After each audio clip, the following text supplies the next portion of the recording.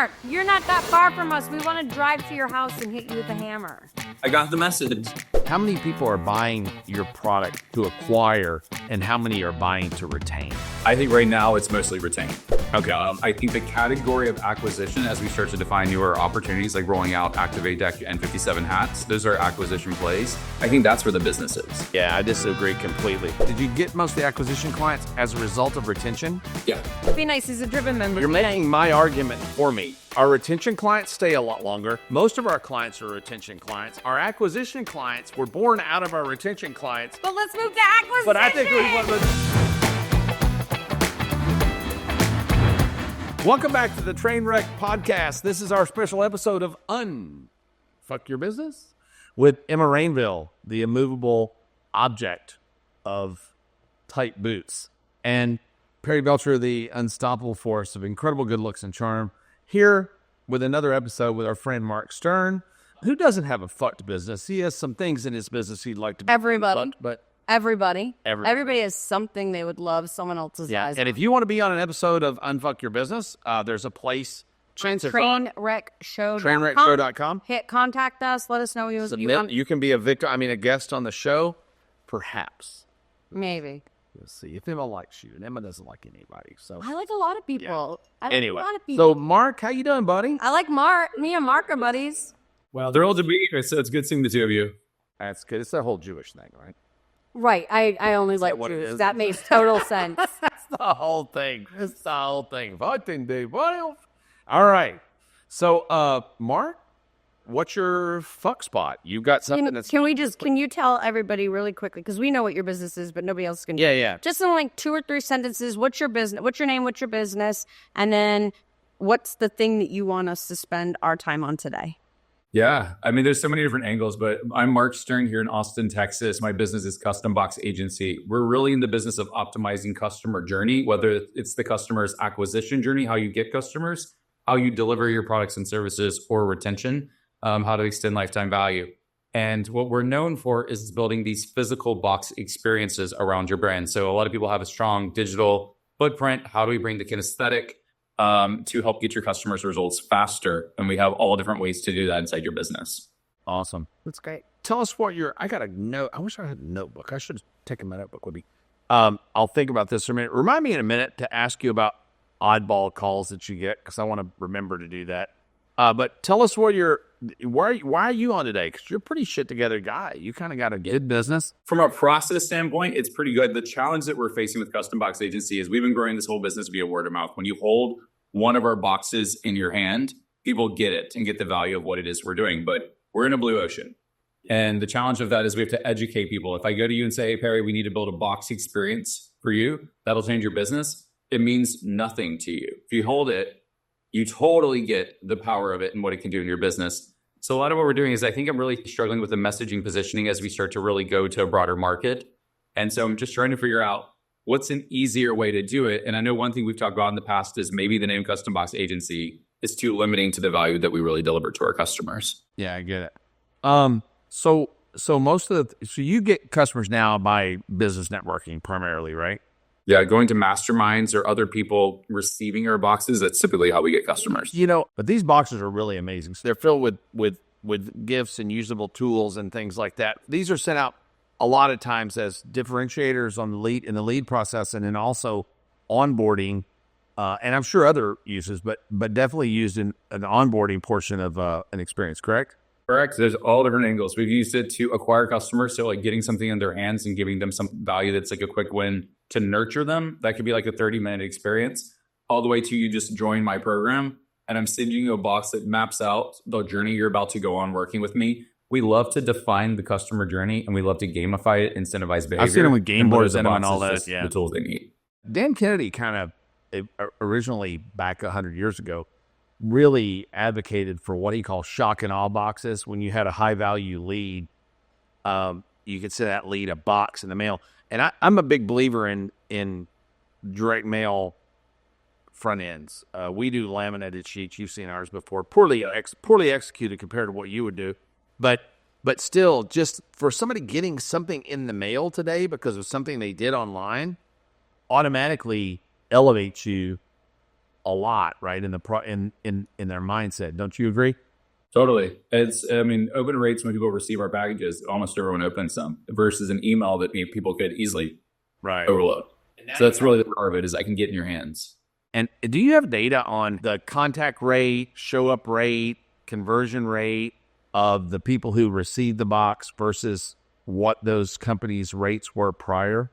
It's a good question. We have it for some of the tests that we've done. We need to do a better job tracking that data, but I can tell you, like, I've hosted workshops that we sent out a box, and we almost have 100% show rate when people receive that experience. That information is worthless without a white paper.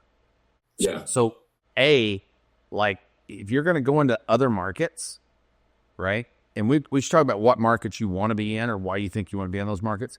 But I'd love to. If you can show case studies and white papers of this is what happened in this case, they were getting 100 leads, they were sending out an email sequence, 15 people would show up on a call, 2 would close, right? In this sequence, they get 100 leads. We sent everybody a box at a cost of $20 a box, so they lost $2,000, but we had a 70% show-up rate and a 30% close rate, and the money back from that was $210,000 versus the money the other way, although it was cheaper on the front end, the return was a lot cheaper. You in a weird way, in my opinion anyway, are selling money at a discount, because you really are. You're selling money at a discount, which is like the easiest business in the world to be in. But without documentation, you can't be in that business. When you say, "Well, I can tell you it's a lot gooder," means nothing. It means absolutely nothing. You need a couple of things. You need to show them on the front end that the leads that got this behave differently, and here's how they behave differently, and here's why. Because right now you're going into a headwind of somebody gets a lead right now, and they're like, "Well, my lead cost was $10 a lead, so that's my entire cost of lead," right? That's the way they see it. Now they're trying to recoup the $10. Where you're saying, okay, now add $20 cost to every one of those leads, make the lead cost $30. Doesn't that sound good? Without any real hard evidence of what the difference is. On the other side of that, and I have a little data on this from a totally different perspective, but when you get to stick, right? When you get to stick, if you've got something there that retains a client beyond a certain point, that can be even more powerful. And most companies ignore that stupidly. So they say, okay, I got a client, we sold them, we got our money back, yay us. But now they're in a continuity program of some sort, or a monthly billing program or an annual billing program. They don't do a hell of a lot to keep them sold, right? Most companies don't do a very good job keeping them sold. So in the what I call normal business, right? Let's say you've got a stick rate of 6 months in a program. Let's say it's $300 a month and the stick rate's 6 months. An old buddy of mine that was in the retention space showed me that if you can look at your average point of fall off, let's say it's 6 months, you find that your average person falls off in the 6th month, which there is kind of a disproportionate month in almost everybody's thing if they look at the data. If in the 5th month you can gift them with something, he used to send brownies, and it would get him 2 or 3 additional months of stick. So he'd send them $20 worth of brownies and get 2 months more stick at $300 a month, because he always jokes. He says hard for people to eat my brownies and cancel my program, right? So I think that could definitely be an inflection point. The onboarding itself, there's so much good data. I would be pulling all the data from Harvard Business Review, Direct Marketing Association, everybody you can, on how onboarding is impacting retention. Because the retention process starts 1 minute after you made the sale. And the better you build up the expectation of retention, you could even give people that as, you could do webinars on retention. Doing webinars on sales and how you're going to sell more, there's 1 million people being a webinar guest for that. Where if you could be a webinar guest on how do you retain the customers you already have, you'd be in a little bit of a blue ocean. they're going to buy the front end later. You may actually want to start pushing the retention piece of what you do, because for two reasons. One, nobody's talking about it. You get on easier. But the people interested in retention are much, much, much, much, much, much, much, much, much better clients. Can I ask a few questions? Yeah. I have a couple of ideas. I just read your submission to us again just because I didn't want to get lost. That was all really, really great, by the way. I jumped to solution before asking enough questions, really. But but I have a couple. I just don't want to forget. That's okay. It's the dementia. As you get older and then dementia hits you, Paul. I gave you a free one there. Go for it. You've never given me anything for free. Anyway, so Mark, I'd love to just ask you a couple of questions if we can keep Papa from interrupting. I'm just kidding. Interrupt all you want. One, can you describe to me what your perfect customer is? Who is your perfect customer? Who do you want to work with more than anybody else? Yeah, usually they're doing at least somewhere between 2 to 20 million. Is a good customer. They're willing to be a little bit more. For me, I feel like a lot of them want to stand out compared to their competitors. They want to make sure that they set their people up for success. So they're really focused on results for their clients. In terms of industries, really, we've worked with clients across so many different industries. I think we've had a lot in the info and the coaching space, but I think the bigger opportunity for us is the service provider and SaaS space. They value the customer journey too. And so everything from how they onboard them to really just keeping them engaged, and they really get the power of lifetime value. So I don't know if that answers your question. No, it doesn't. It doesn't. It does, but it doesn't. It does, but it doesn't. I'd like you to answer it in a different way for me. Sure. What's the pain point that your perfect customer has that you solve? Simplifying how they deliver to their customers. I think a lot of our clients are very overwhelming with how they show up and serve. And a lot of what we're trying to do is really keep it simple and clear of what they're asking their customers to do and how they get the result.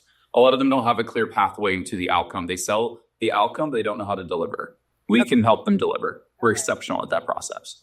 I feel, and I'm sure Perry will disagree with me because it's all he knows how to do, which probably will get you better value. But I feel like and just off the top of my head here, if my biggest problem is retention, and you were talking about retention before, going on podcasts, going on webinar, teaching retention and teaching this, it actually solves a problem. No one cares about what you're going to bring to their business. And that sucks, but it's true. And I deal with that in operations. No one wants you involved until they have an issue that they don't know how to solve.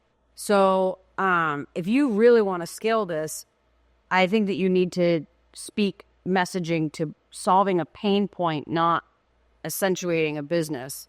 I know Perry wants to say so many things right now. The next question that I have is, when you have a customer, let's say you showed us a box earlier, how many times does a customer purchase from you? Is this an accession thing where they're purchasing from you regularly? Is it a one-off? What's the average customer's journey with you? Most of our customers, once they get started, they typically don't leave unless they sunset a program or are transitioning away from the business. The reason for that is because we own their warehouse on their behalf. So when you start working with us, not only can we help you visualize, I'm going to ask differently, but the fulfillment piece. I didn't ask right. Are they buying one box for every person that joins the membership? Are they creating new boxes along the way?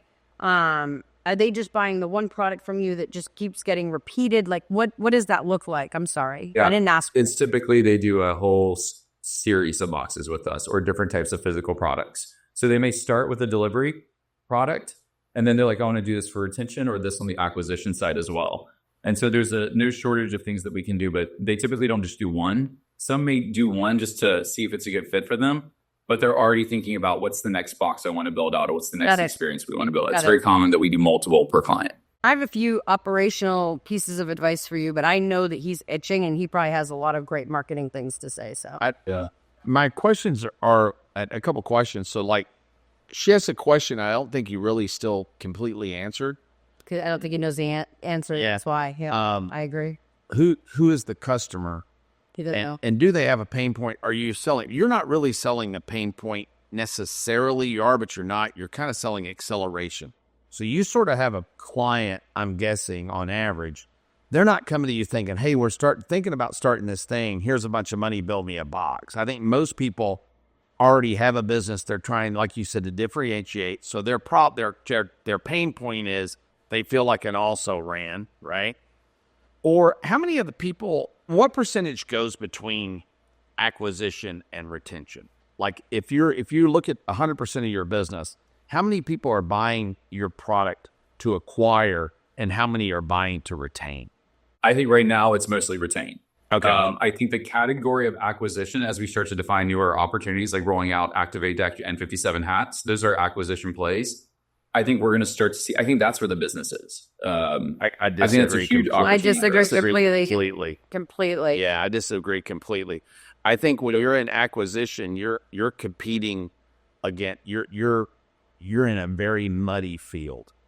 If you The said acquisition side, if you said tomorrow, my name is Mark Stern, and I'm with Retention Labs, and I want to come speak at your next event, not about selling more, but how to keep customers and keep them happy, you'd get booked on every stage of North America.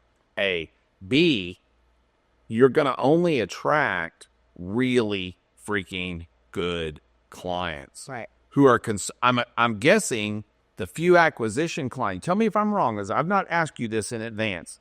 My guess is the tenure of a acquisition client is considerably shorter than the tenure of a retention client. Is that fair to say? the only reason I would say we've not tested enough to say one way or the other is the acquisition client. We're already doing other delivery experiences too. It's not just acquisition. But you got the acquisition client. Did you get most of the acquisition clients as a result of retention? Yeah. So listen to how asinine what you said a minute ago is. Okay. You're making Be nice. He's a driven member. You're making my argument for me. Yeah. You're saying, okay, this. Our retention clients stay a lot longer. Most of our clients are retention clients. Our acquisition clients were born out of our retention clients. But let's move to acquisition. But I think we want to do acquisition where it's like you tell the story all the time of Procter and Gamble. They showed up at people's doors trying to sell candles or candles. The brother, everybody wanted soap. Two brother-in-laws. Sell the soap. Two brother-in-laws, Procter and Gamble, started off selling candles door to door, and nobody wanted the candles. I'll tell you a better story. Halfway through the story, it's a story. What are the podcasts to hear? It's a story to remember, but so I used to drink with the guys from YETI. They used to go to a little dive bar in Austin. Shocking. And drink beer with me.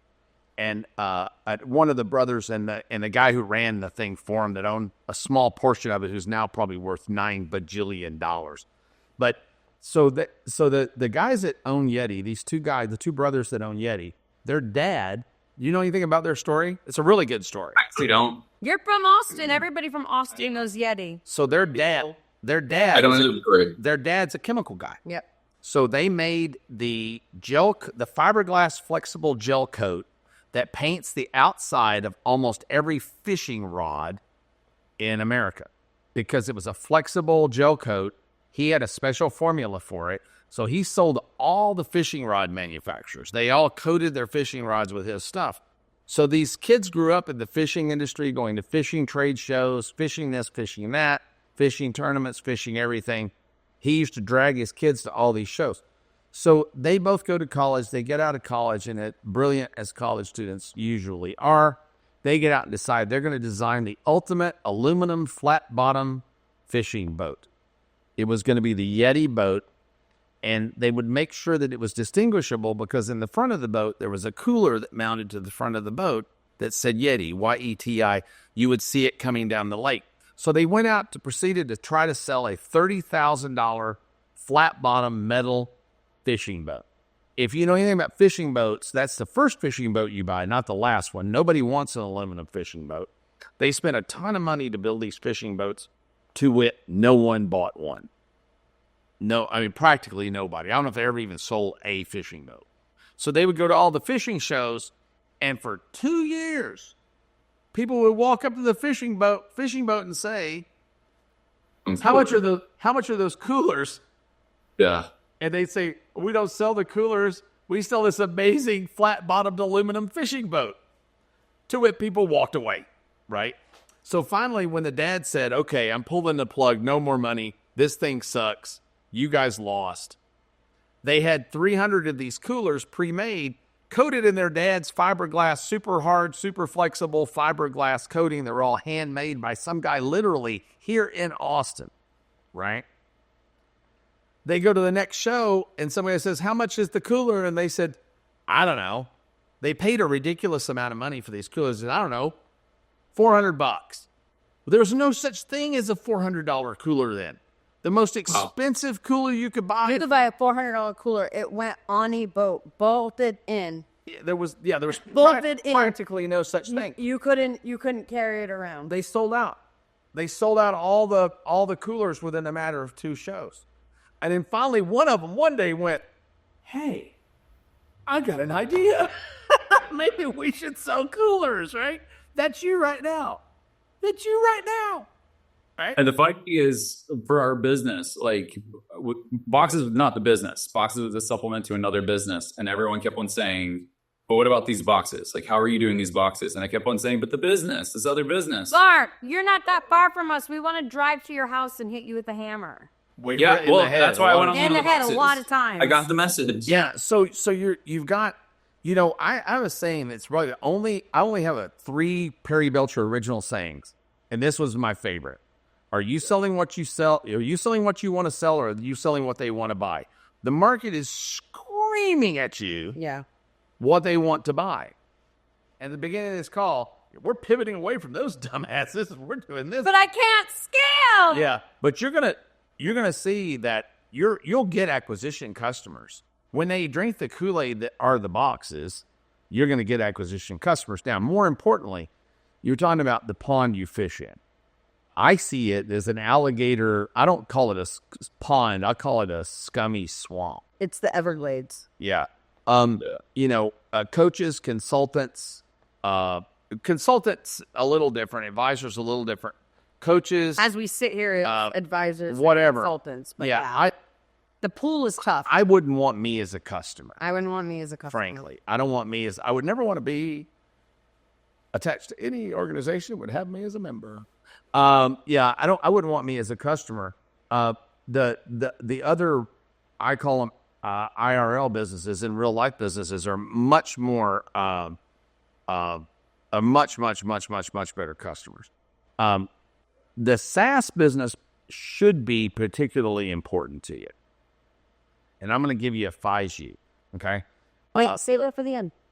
Yeah, okay. So the SaaS business cares more about retention than any other business does, for not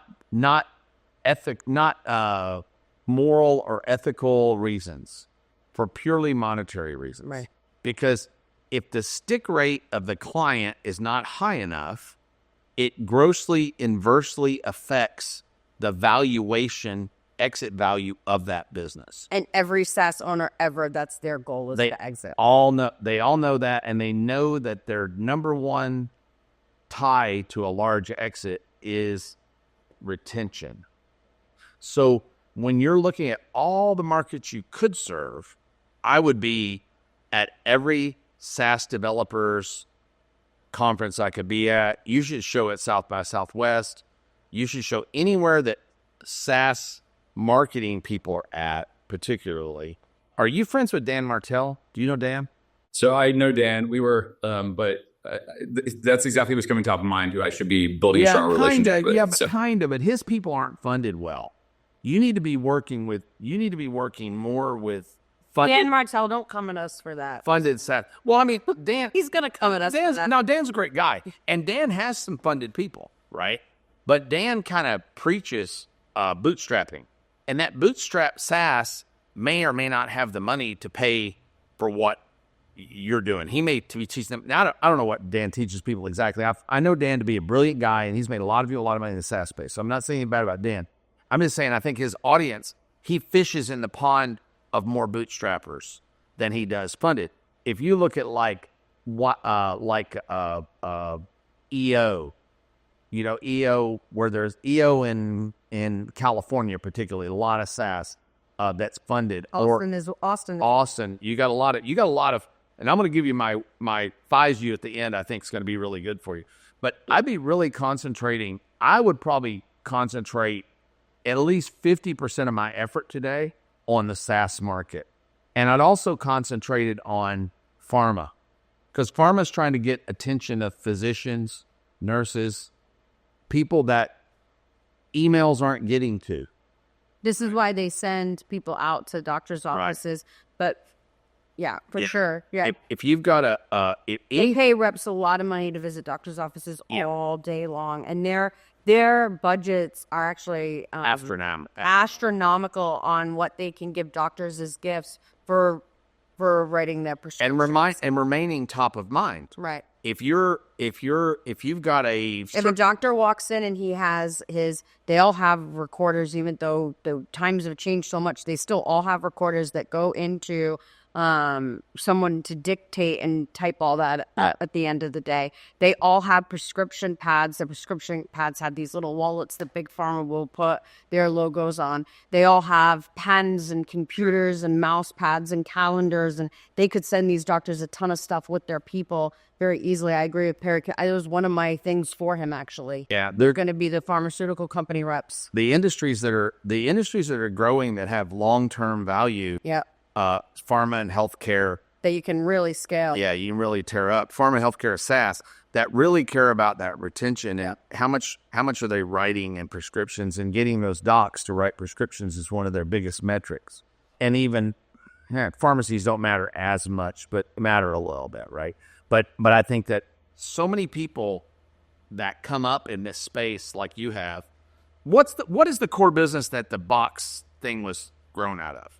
So I had a virtual event business when I left corporate America, and every time we'd launch a new event, we'd always tie a box to it. This is pre-COVID. So there's another place to go. Then courses, we did the same thing, and people just would start doing these videos, and people kept on saying, "How are we doing this?" Event ticket sales, people that promote large events, large scale events, probably again they're getting $1,000, $1,500 a ticket if they send somebody a $30 box that indoctrinates that person prior to getting to the show, or if they send out sponsor boxes. Probably another area. So you could also, on the other side of that, there's the amount of people that are throwing large events. We were just talking about this on the last one. The amount of people that are throwing large events, that are throwing these events for the sole purpose of no longer teaching, but acquiring a customer. When Perry throws an event, his number one goal, obviously we're there to make money. We're not idiots. But his number one goal is actually not to sell people at the event, is to deliver to people to the event that he's already sold. That's our number one goal. So we're teaching a lot. Most people are not out to do that. Most people want to teach them what they can teach them, not what they actually... leave an open loop. And then sell them a higher ticket. And one of the best ways to do that is for them to create something. If you could teach this, Mark, I think this would be great for you. One of the best ways to sell them while they're in the room is a premium and a paid in full, fast-acting premium. So when you sign up today, no matter what you sign up for, you're going to walk away with this tangible thing, this box full of shit that makes you proud to be part of whatever bullshit-ass mastermind it is, right? Because I think every mastermind that's not ours is bullshit. Everyone that's not ours. Everyone that's not ours is bullshit. It sounds like an uppity hooker, doesn't it? Oh, God. But here's the thing. I told you this, and I agree with you. We both have been in a ton of masterminds that are taking a ton of our money, and they just put people on stages who didn't know shit that they thought they could convert. Sorry, but that's my experience. Anyway, so Mr. Bullshit-ass Mastermind, come, if you buy the monthly, here's the box. If you pay in full and you buy today, here's a way better box. And people are nuts. And I don't know. I'm nuts too, man. Like, I don't know what's wrong with me. If you're going to get a box and it's going to be awesome and I'm going to pay you anyway, I have to get the box too. You can't get the box and I look poor. I don't have the box. I have to have the box. So that's one thing. But I before I hand it back over to Perry to do is, if I were you, and you'll say a bunch more smart shit, I don't think you understand your customer. And I think the second that you understand your customer and deeply, intimately understand your customer, your entire business will change. If you go after 3 people who are selling high tickets that you can create a premium for. I'm making this up. Perry's probably going to destroy this. But like Perry said, that was really going to be one of the things for me is the pharmaceutical reps. Because in my mind, I've worked in, both my parents were doctors. I've worked in doctors' offices. I have a master's in nursing. And these people come into the hospitals and they give you so much stuff. That'd be such a great entry for you. and you could understand who those people are and how to get the boxes in their hand, that would just be phenomenal for you. And the SaaS guys, I wouldn't just go to SaaS events. I would be trolling Facebook groups, Reddits, wherever people are that are using the SaaSes and finding the ones that they're complaining about and leaving. So whenever you have a mass exit from one SaaS, it's probably because another SaaS has come on. If you go after the guys that are losing people, I think if you're screaming retention, that'll be massive for you. And he may disagree with me probably. They're not. I think if you spend a lot of time, like, man, if you spend a time getting to know a woman, hopefully you date women, but if you spend time dating a woman and you get to know that woman, you know how to talk to her. You know how to give her the message that you need to give her to get her to do the thing you want her to do. Sandwich. You are the only person that thinks about dating a woman and thinks of a fish sandwich. Anyway, but you know how to, if you date someone, you know how to give them the message that you need to give them to get them to do the thing you want them to do, whether it's to commit to you in a long-term relationship, to go to, everything is marketing. Small like a donut. 100%. Whether it's to go on a cruise with you and they don't necessarily like boats, maybe you want them to take a break but not see other people. I don't know. But you know how to deliver that message because you've spent the time getting to know them. Same thing with your customer. When you get to know them, you know exactly how to speak to them. Not all customers are created equal. You know this. We've had this conversation. I have multiple clients. The way I talk to Perry Belcher is very, very different than the way I talk to Jason Bladlin. The way I talk to Jason is very, very different than Cosum. I have 3 avatars, and I go after those 3 avatars. And because I know them intimately, I know exactly how to deliver the message that I need to deliver to them to get them to do the thing that I need them to do. And in your case, it's buy your box. But I'll pass the torch over to you, and you can just, if I was you, the hell out of it. Thank you. Such a shitbag. 2 things that popped to mind, and I could probably think, if I had more time to think about this, I'd think of a few more. But we talked about trade shows earlier. A thing that nobody talks about a lot this would be a secondary market for you, but an easy one to attack, are trade show exhibitors. So underserviced. Yeah. So I'll tell you a story. I went to the print world. It's every other year they do a show. It's like Print World. I think it's what it's called. And they show printing equipment. It's very expensive stuff, right? It's in Las Vegas. It's a huge show. I passed out exactly, I counted them, 100 business cards. I did it on purpose. I passed out 100 business cards. Within the first 7 days of the trade show, 2 people that I gave a business card to, telling them I was interested in buying their very expensive print equipment, had followed up with me. At the end of the end, something like 10 had.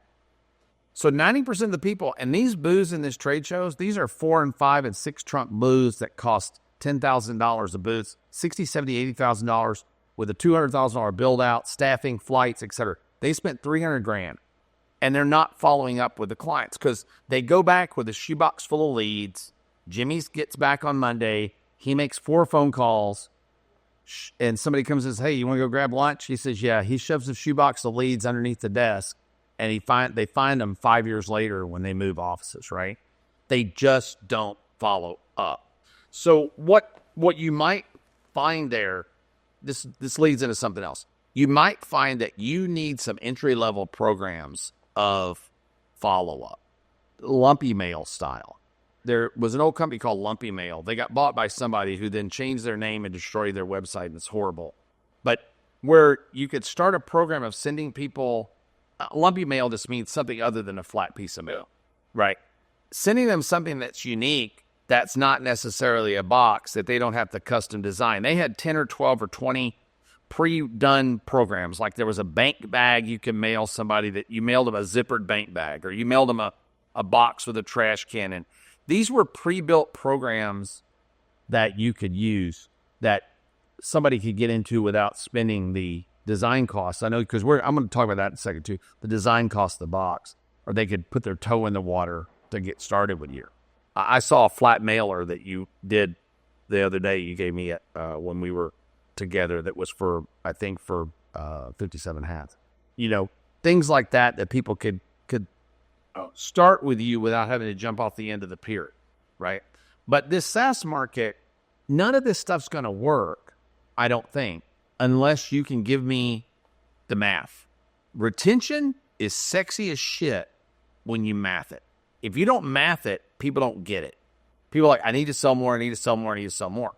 But if you show them that, hey, if you get 3 more months retention from your continuity program, or if you go to a trade show and you end up you get 100 contacts and you make 2 sales, but instead you can get 100 contacts and make 10 sales, right? And this is how customer A did it, or this is how customer B did it. It makes a really compelling argument. But it makes the most compelling argument in SaaS. Because let's say, for instance, that a customer's got a SaaS that's $300 a month, right? So that's $300 a month. If you get 4 more months of SaaS out of that customer, that's $1,200 for your $50 box that you send at a pivotal point. You measure the pivot point for them, and that pivotal point, we're going to mail out a lifetime extender somehow to that SaaS client. Well, they made $1,200. Well, that's great. If they got 1,000 customers and they made an ether $12,000 each one, that's $1.2 million. However, that $1.2 million might be worth $20 to $30 million to them at an exit point. Because those SaaSes, a lot of them are selling for 20 to 30 times gross revenue, gross recurring revenue. So gross annual recurring revenue. So you're talking about selling something for, quite literally, your client today, your direct marketing client, your coach, your consultant, your whatever the hell they are looking at your stuff going, wow. Because I've heard them say it. Man, I like his stuff, but Jesus, he's expensive. It costs a lot, right? To the speculating marketer, it's a lot of money without knowing what the return's going to be. And that's true with everything that has to do with acquisition, right? It's the reason most small companies never break through, because they're not willing to take the risk to try, right? But when you got somebody retaining, you can say, look, you already have this customer, and let me help you to keep from losing them. Let me help you to keep from losing what you've already paid dearly to acquire, right? And when you can math that out, it gets really easy, and then it gets double dumb easy in the SaaS space. So, that said, here's what I'd advise you. Does Custom Box Agency have a custom box? We do. You do. Okay. I love that you turned your head waiting to get it. I love that you I squinted. I know. To hear you say, well, no, we were thinking about it. That was one of the first things. I'm glad you got it. I wouldn't necessarily go to the end-use customer, and you don't have to. I would send that box to every SaaS funding venture firm in the country. But I wouldn't do it until I had a little unfoldable case study to throw on the top of there. Because these funders, most people don't understand what private equity is doing when it's funding SaaS. They don't care if the business ever is successful or not. They don't care at all. They don't care at all. It's pretty crazy. Kamal Ravikant, Silicon Valley investor. Kamal's brother, Naval Ravikant's a Silicon Valley investor and a legend, owns AngelList. Kamal knows everybody in that space. He knows everybody. And there's plenty of those companies right here in Austin, Texas, that you could deliver that to with a courier and get a little more impact, by the way. Anyway, I would say that to every one of them, saying, what could increase the return on your investment more? What's inside this box could increase your return on any SaaS investment by X percent. Let me prove it to you. Because here's why I say they don't care if the business is ever successful. They ain't going to be around that long. Okay? So what they're doing is I invest with Kamal a lot now, and it's crazy to look at companies that I put $10,000 into a company that's worth $90,000 8 months ago. That 10's worth 90. It's going to be, guess how much money they've made? Anybody want to guess? None. They're losing money profusely. But they're growing certain metrics that the market finds valuable in SaaS. SaaS is voodoo magic. So when a funder is funding a SaaS, they're only funding it to the next funder, if that makes any sense. So when these funding companies are putting money into a SaaS at X dollars. They're going to sell it to the next funder. So you got funders that are seed funders, round one funders, A round funders, B round funders, C round funders, mezzanine funders, all the way up to publicly traded companies, companies going public or selling to publicly traded companies. So it's I didn't understand this ever. It's a game of hot potato, right? You're holding the thing, sell it to the next guy, who's then going to hold it and sell it to the next guy, who's then going to hold it and sell it to the next guy. So the vast majority of these angel funds and private equity funds, they don't care if you're successful or not. They just care that they can sell you in a year or two for way more than they paid for you, because the next guy believes the blue sky of the story more than they did. Does that make sense? Totally makes sense. So what measures that is metrics. That's the reason a company who hasn't made any money can be worth 900% more in 8 months, because of the markers they're hitting in metrics. What's it costing them to acquire? How long's the person sticking?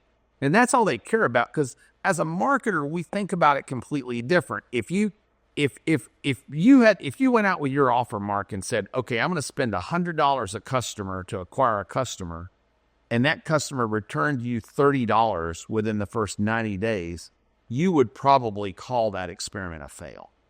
So would a SaaS. But if the SaaS knows that customer is going to stay around an average of 36 months, and at the end of the 36 months, they would have returned a 350, 400% return, they have an unlimited amount of capital. They're not like us. They can borrow all the money they want in the whole wide world. So if they can borrow money at 6% and return a 30% return on capital, that was never their capital in the first place, that's what they care about. So they're playing a very, very, very different game than we're playing. And those metrics to them are worth more than cash. Does that make sense? Totally. So when you can move the needle on those retention metrics, you become the prettiest princess at the ball. You really do. You really do. By the way, do you know what Cinderella said when she got to the ball? All right, and with that, go ahead and take us out, Perry. Thank you so much, Mark. Thanks a lot for being here today for Unfuck Your Business. Mark, you got any final follow-ups, questions, anything? Thoughts, feelings? Yeah, this is incredible. I have tons of questions I could ask you guys. But I think that you've given me a ton to build upon. So I really do appreciate everything the two of you have done. So we'll see you in a couple of weeks at Driven, and we look forward to it. Absolutely. I'll see you tomorrow. Take care. Take care. Bye. You want to take us out? Oh. Huh? All right. Thanks a lot for being here for an episode of Unfuck Your Business on the Trainwreck Podcast with Emma Rainville and Perry Belcher. We'll see you next time.